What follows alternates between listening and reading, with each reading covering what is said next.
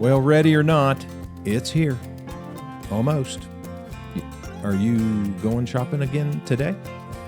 It is Christmas Eve. I guess you still have time. If you are one of those, like me, that put your Christmas gift buying off. I think my last stop is going to be Harbor Freight. I cleaned up at Harbor Freight. There are things in Harbor Freight for the ladies, guys. Just so you know. And ladies, if you need like a floor jack or a welder, I mean, they've got them. They've got them on sale. So depending on how mechanically minded you are, I mean, every lady needs a welder, right? I mean, you never know when you're going to have to put some things together, or maybe even a torch where you can cut things apart. Yeah, that would be a good gift. Well, it's probably too big for a stocking stuffer. Okay, so actually we are closed at Gateway Ford and Gateway Nissan on Christmas Eve. We started doing that a couple years ago, and my employees just loved it. Because basically we were closing at just after noon anyway, so we were open from like 7:30 to noon, and most of them just hated being there. They weren't happy. They wanted to be with their families and shopping, and so we are closed. But our website is wide open, and so if somebody wants to shop, or if they want to come down to the dealership and see everything that we have, because we are having our big year-end sales event starting on the day after Christmas. And that will go through, well, New Year's Eve. And a lot of people put off I guess if they're like me, they put things off when it comes to buying stuff. So they put off buying a new car till right at the end of the year, that year-end deal. Because these are probably the best times to buy. Now, it'd be great if you wanted to come down to Gateway and buy a Ford or a Nissan or a nice used car, but if you're a Honda lover, you could care less about what I have to offer, but or a Toyota or a Subaru. So if you are in the market, it's a good time. But the most important thing is don't let your guard down, okay? And don't lie. We had a customer come in here the other day, and they're wanting to buy an Expedition, Ford Expedition. And they don't live, well, I say they came here. They sent a representative here. The buyer wasn't here.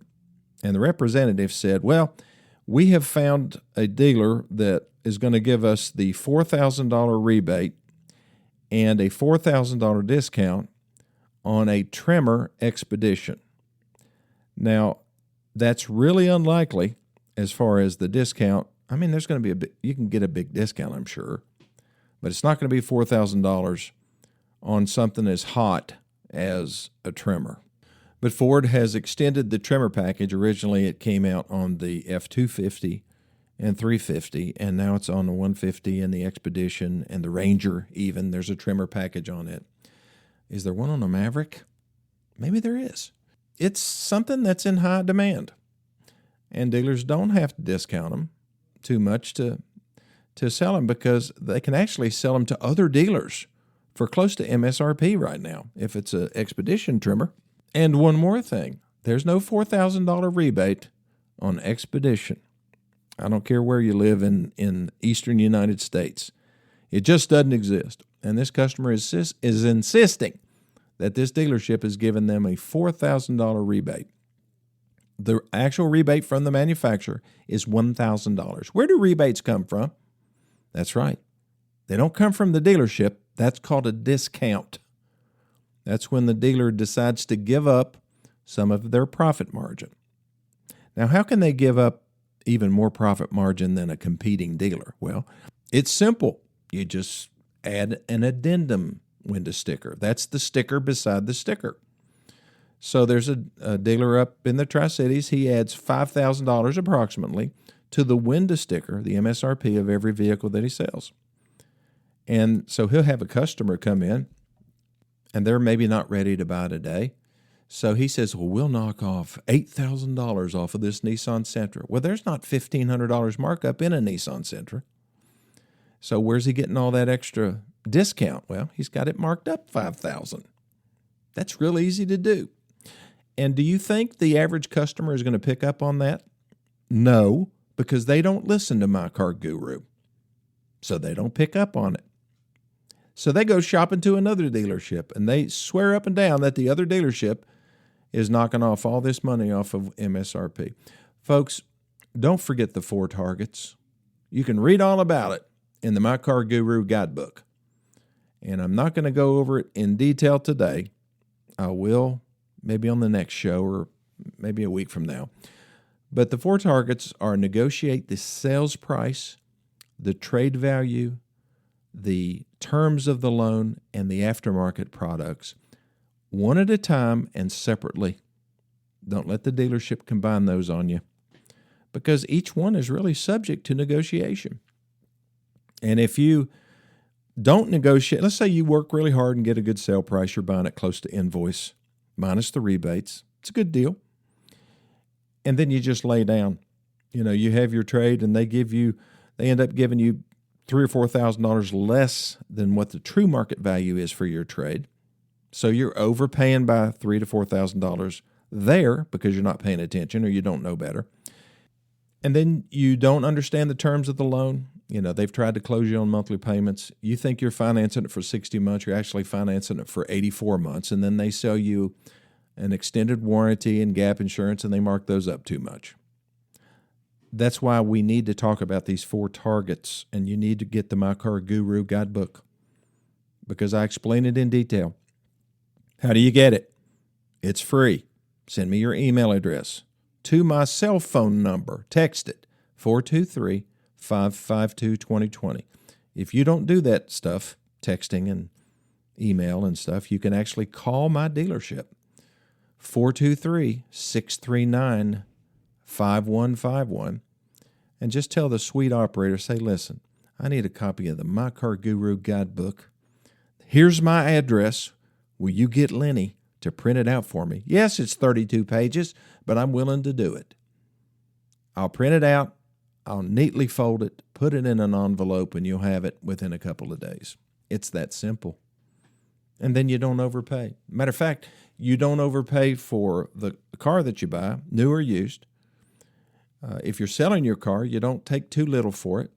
If you're trying to buy a used car, you understand what the steps that you have to do, such as pulling the vehicle history, finding out the warranty history on the vehicle. A lot of people just stop with the Carfax, and that's not far enough. The Carfax will lie to you. Sometimes you have to pull the auto check. That's from Experian, because sometimes they tell a little slightly different story. And then you call the dealership that sells that brand and get the warranty history. And if you are really diligent, you find out who owned the vehicle and you call them. Say, what kind of experience did you have with this vehicle? It was awful. They couldn't fix it. Now, if you hear that, are you going to be interested in buying that used car? Heck no. Nobody would. So these are simple things that you can do and have more money to spend today at Dick's Sporting Goods for those last-minute gifts. So just think about it. Okay, I'll be back in just 1 minute.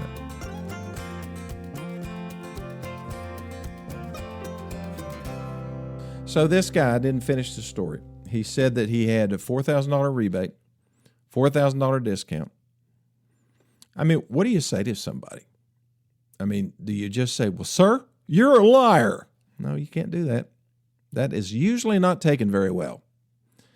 You could say, sir, I think you're mistaken about the rule. I'm not mistaken. You calling me a liar? We get that sometimes. So what I tell my salespeople, I said, listen, don't argue with a customer. Just write what we can do, the best we can do. And if it's a fair deal, of course, we have a lifetime powertrain warranty at my dealerships. We also have 3 years complimentary maintenance. So they're getting that. It's amazing how people will say, well, that's not worth anything. Really? So if you keep this car and it has 100,000 miles on it and the engine blows up and it's no fault of yours, and you have a lifetime powertrain warranty, that's not worth something? Of course it is. And complimentary maintenance, 3 years? I mean, depending on the kind of oil that you use and how expensive the filters are, that could be $700 to $900 that you get here that you don't get maybe at one of our competing dealers. Now, there are many dealers that offer lifetime warranties, But if I'm looking at one Nissan dealer that doesn't versus one that does, is that something that you should take into consideration? Absolutely. Money's money. I know that you're worried about your upfront costs, you're worried about your monthly payment. But what about those ongoing expenses that you have? You got to look at all of them. You got to look at insurance. You got to look at gas mileage. You really need to look at maintenance because it can change the game for a lot of people. So just don't be deceived. We're not going to call this person a liar, but he's been deceived. And if we tell somebody that there is no $4,000 rebate, it's just $1,000, what's the first thing that they think? Well, this guy's a car dealer or a car salesperson. He's probably lying to me. And that's no way to be in the spirit of Christmas, but I understand it. I do. I get it. Customers that don't play by my rules, which are just common sense for me over a 47-year career, would not be common sense for the average person. They just don't know. They're ignorant. And that's not necessarily a bad thing. I'm ignorant too. My brother's a retired cardiologist. I'm ignorant when it comes to doing open heart surgery. Of course, he didn't do that, but he did stents and angioplasty and all that sophisticated stuff. But he can't do what I do. He's ignorant about a lot of business things that I do. There's nothing wrong with being ignorant unless you're going in to do something that you're not educated or qualified to do. So it's going to be a difficult atmosphere for a lot of people. And they're going into the snake pit in a lot of stores. And I wish I could tell you who they are, the dealers to stay away from, but I can't because I don't want to get sued. And if you don't live in this area, I'm sure you need to check the Google ratings. You need to read some of the reviews. That's one of the best things you can do. All of the reviews at my dealership aren't perfect, but you will never read one where somebody said that they were deceived, that they were lied to over the price, the payment, they bought things that they didn't intend to buy. But if you read some of the reviews of some of the other stores, you just got to dig deep enough because some of these dealers pay for good reviews. They really do. For a good review, some dealerships will pay $100.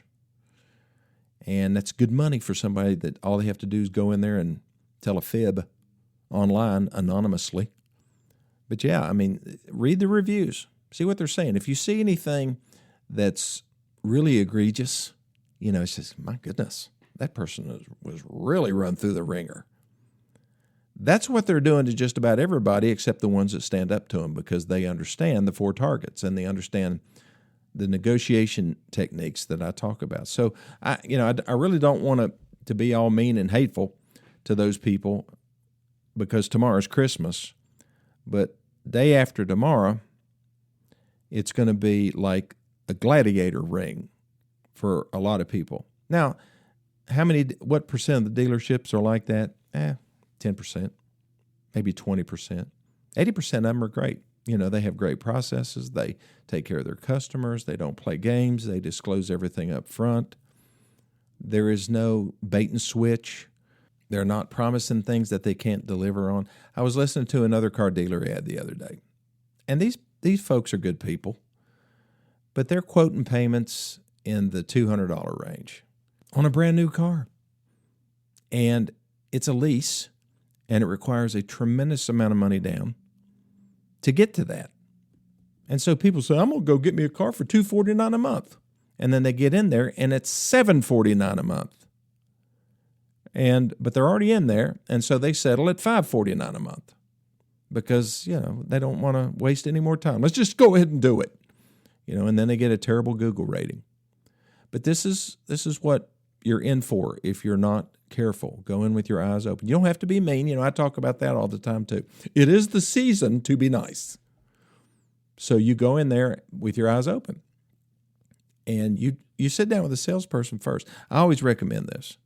Don't just start looking at cars. Say, can we go inside and talk, sir? Yeah. What do you want to talk about? Well, I just want to I want to lay the groundwork for this successful sale for you. Oh, okay. So you go down and sit down at his desk and you say, okay, this is what we're going to do. We're going to test drive a bunch of cars. We are not going to buy a car today. But you're not going to buy a car today. No, we're not going to buy a car today. Well, what if the deal's really good? Sir, we're not going to buy a car today, but we want to test drive the cars that we're interested in, and then we will make our decision. Will you go along with that? Well, my boss might give me that. Well, I don't really care about your boss. Are you willing to work with us and let us test drive some cars? Well, sure. And so you test drive the vehicles that you're interested in, and you find out if this salesperson really quickly knows anything about them, because maybe he can't open the hood or show you how the second row of seats fold down so people can get to the third row. And you ask them about, whether it has Apple CarPlay. Well, I don't know. I have to ask my boss. You're either talking to the wrong salesperson or you're at the wrong dealership, because they're supposed to know their product. And that's what you're doing right now, is you're investigating. I was going to a funeral the other day, and we took one of my wife's good friends, and she said, Lenny, has the internet really hurt your business? I said, no. Internet has helped my business. You mean it's better when you have informed customers come in? Absolutely. I love an informed customer. And when they come in, they pretty much, at least they think they know what they want. And sometimes when they test drive the car, they say, this doesn't drive near as good as I thought it would. And I can't see out of it. She said, what about Carvana? I said, anybody that buys a vehicle on Carvana, unless they've driven a car just like the one that they're buying from Carvana, and they've done the research to find out if the Carvana price is competitive, and they've pulled the history on the Carvana vehicle so that they know where the car came from. You still can't do the stink test on it. You won't know if it's a smoker car until they deliver it to you. And then you have to settle for that. That'd be a big problem for me. I cannot drive a car that has been driven by a smoker. No offense to smokers, but it gives me a headache. So yes, we like informed buyers. But if it weren't for the internet, we wouldn't sell cars all over the country. I've sold cars from California to San Juan, Puerto Rico. Shipped them to London, England, because of the internet. So no, I love the internet. I get to sell my local customers, and I get to sell people from Ohio and Illinois. I mean, the internet has been wonderful. But, a lot of salespeople can't handle it very well, especially an informed buyer, especially a person who's not a payment buyer. They're a cash buyer. They've saved all their life. And they're not going to put up with a bunch of crap from a salesperson who doesn't know what they're talking about. So even if you are a payment buyer and you're at that dealership, if you follow that process, say, I'm not buying today. I'm just test driving vehicles. And then when you're ready, you go back in and say, okay, this is what we're going to do. I want to know what you're selling me the car for. I want to know what you're paying me for my trade-in. And then we're not going to talk about payments until we're ready. But I want to make sure what I'm buying the car for and what you're paying me for my trade-in. And that supplemental addendum window sticker that's on that car out there, I'm not paying any of that. Well, you have to. No, I don't. There's other dealers that around me that don't have that. So I'm not trying to be mean or anything, but I'm not paying for market value adjustment. I mean, you go in there with some words like that, they will scramble. You'll probably end up talking to a manager. He's just going to repeat everything the salesperson said. And because the dealership wants to be in control, the sales staff wants to control you rather than you controlling them. And My Car Guru is all about putting the power with the people. Okay, I'll be back in just 1 minute.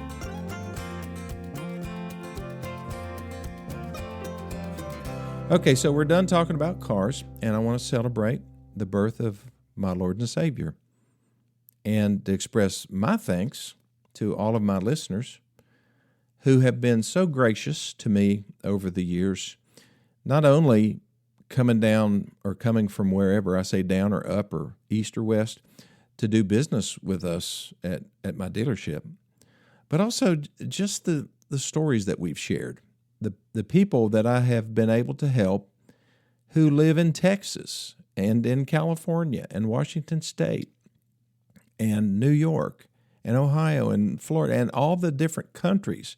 You know, the My Car Guru podcast goes to, it's over 2,000 different cities, and it's approaching 100 different countries. And I just don't know how those people are able to understand a boy from East Tennessee. But apparently they can. And apparently what I have to say has value to those folks as well. I do want to meet the guy in Luxembourg. I've just got to know, is that how you say it? Luxembourg or Luxembourg? I don't know, but I want to meet that guy. I wish he would call me. 423-552-2020. I'd love to hear from a few foreigners. I don't know how much it costs to call from a foreign country, but I think that would be something cool. That would be my Christmas gift. If somebody from Canada, or let's say I got a lot of listeners in Singapore, Australia, Africa, South Africa, Europe. Just all those countries. I didn't know there were that many countries.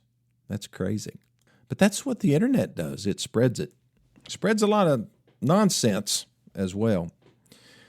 But one thing that is definitely not nonsense, and that's what Christmas is all about. And I hope and pray that you have a wonderful Christmas with you, yourself, your family, your kinfolk, your friends, that you understand that there are plenty of people out there that are lonely and don't have anybody to celebrate Christmas with. And pray with those people. If you know who they are, if they live close, go visit them. Find out about them. I learned so much just talking to the elderly folks that come into the dealership and that I encounter in waiting rooms. I've just become a real blabbermouth when it comes to meeting folks, and I hate silence and a bunch of people looking at their cell phones all the time. I will break that in a heartbeat. But if you need me, you know how to reach me, 423-552-2020.